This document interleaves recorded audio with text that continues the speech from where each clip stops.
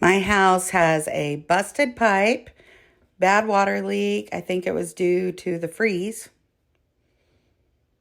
Here we are, round two.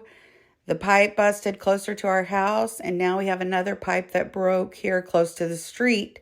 I've got to dig down about 2 feet down. The water meter is at the front of our property right here, and it goes down back this way. And then this pipe goes back to the house, and then that one goes to water our cows. So it's broken right here.